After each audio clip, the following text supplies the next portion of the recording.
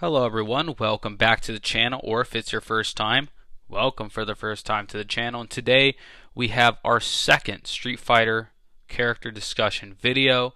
It'll be kind of not really a sequel to the first video. If you guys haven't seen the first video of Ryu's character analysis and discussion, make sure you guys check that out. I'm very proud of that video. And today we're going to now jump to pretty much the other side of Ryu, which is Akuma. Just like we did on the first discussion video, we're going to talk about Akuma's design here.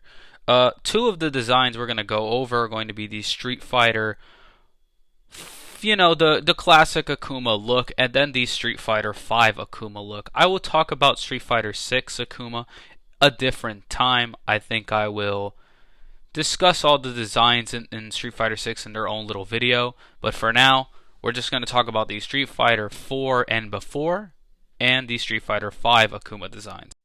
This design here pretty much speaks for itself. It is one of the most iconic, cool fucking designs in the franchise, or in fighting game history, or dare I say, video game history.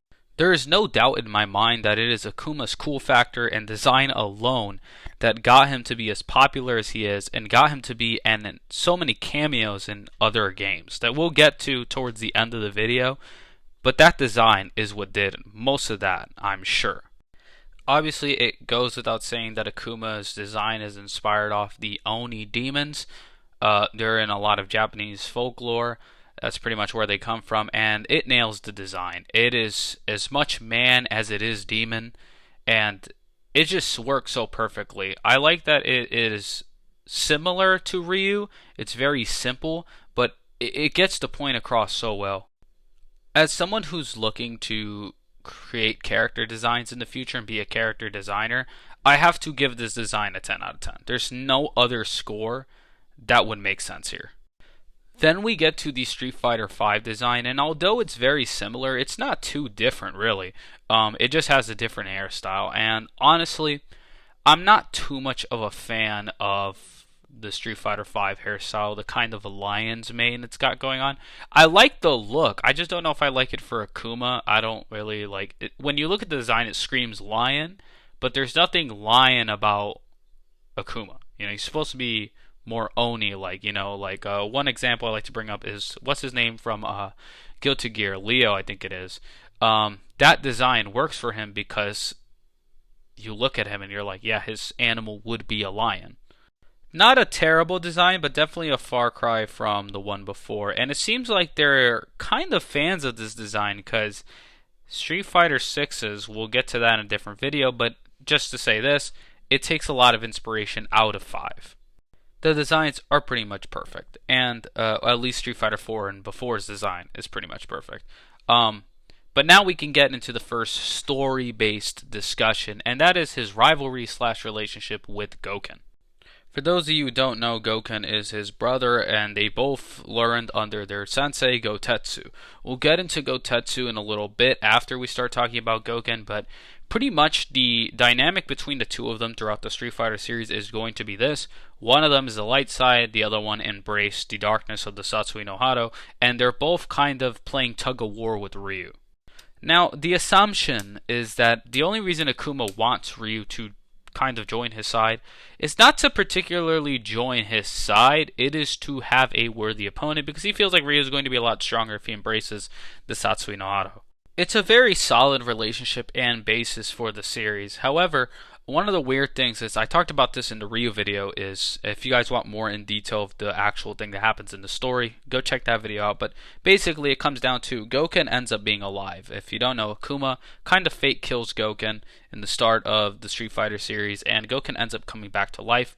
However, I feel like this kind of, I don't know, it didn't really do much for Akuma, and right now we're waiting to see what's going to happen next. I mean, Street Fighter V, nothing really came of it between Goken and Akuma. Nothing really. And then Street Fighter 3, which takes place after 5, nothing comes up there as well. So we're hoping to see it in Street Fighter 6. Goken, we'll get to this at the end of the video when we talk about Akuma versus Ryu, but Goken for short wins the conflict between them. I think it's solid. I think it works out pretty well. Goken trying to pull Ryu to light, or at least be the voice of reason and not let Akuma do the opposite. We then talk about the next important person in his kind of family tree, and that's Gotetsu. Akuma takes no prisoners. Akuma doesn't give a fuck if you're his brother, his sensei, his father. It doesn't matter. His goal was to surpass his sensei, and he does just that. And he kills his ass. Now, it's kind of unclear what happened to Goken when their sensei died, because it's not like Goken then went on revenge that we know of. So, interestingly enough, we don't know what happened there. It may have been a case of that's the point. You know, Goken's supposed to be the light, and so he's not going to seek revenge on Akuma. What is pretty fucking funny is the fact that even though Akuma was the one that killed Gotetsu, years later it would be Akuma who seeks to kill Goken. Now, this isn't said anywhere, so I'm going to make assumptions and guesses and let me know if you guys think this makes sense. When Akuma killed Gotetsu, Goken more than likely did not seek revenge because of his way of viewing the Satsui no Hado. Now, what I find interesting is that Akuma didn't kill Goken.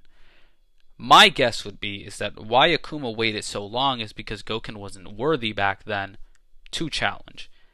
Throughout the years, Goken gets stronger, and Akuma then seeks him out. Fate kills him, and of course we'll get to their rematch later, but that seems like it makes more sense why Akuma didn't kill Goken before and why he shows up so much later. Now, after Akuma plasters Goken on the wall and leaves, his symbol on the wall for Ryu to see, before Ryu even gets the chance to go find him, we get to Ken. Ken tries to seek revenge. He's angry. Not that it matters. I mean, Akuma folds this dude. So there goes Ken seeking out revenge. But the good thing for Ken is that his comrade Ryu, his kind of brother, doesn't perform much better. Alright, so after Ken gets obliterated because he isn't the main character, Ryu then tries his test at it, and he follows Akuma and finds him in this island, and this is where the famous Akuma just flexes so hard he destroys the island moment shows up. Before that, Ryu's actually throwing hands, alright, he's doing his best. Ryu thinks he's doing well, but turns out Akuma's holding back this entire time. This makes sense considering, I wouldn't say Ryu was at the start of his training when Akuma killed Goken, but I would say that it's definitely not completed to a point where Ryu would surpass Goken, let alone the guy who just beat him.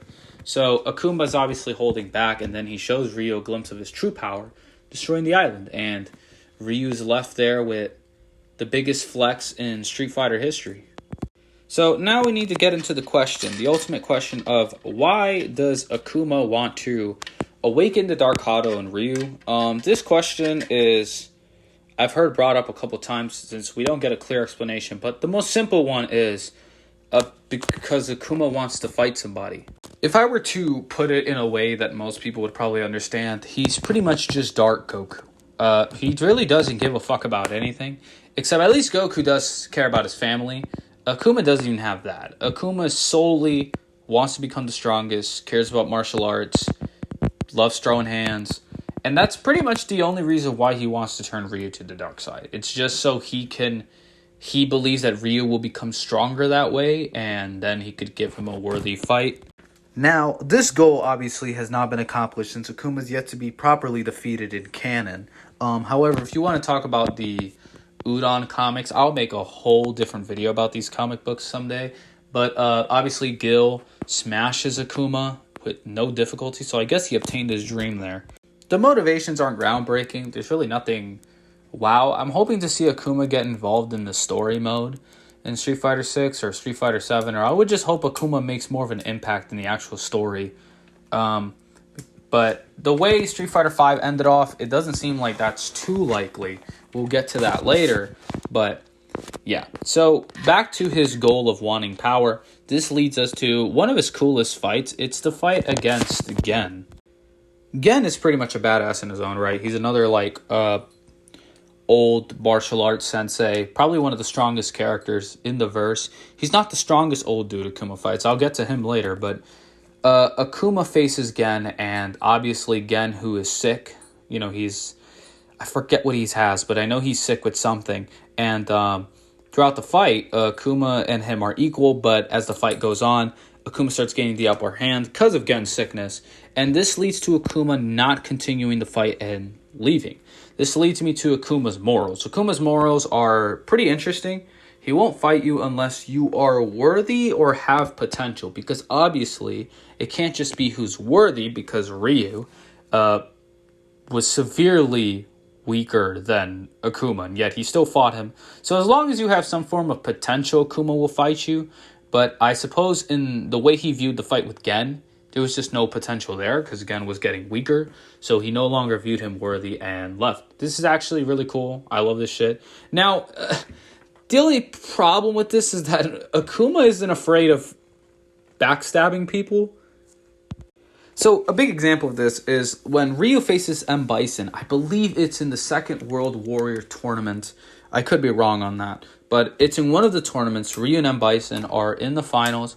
Obviously, this isn't confirmed. I believe that tournament has no confirmed winner.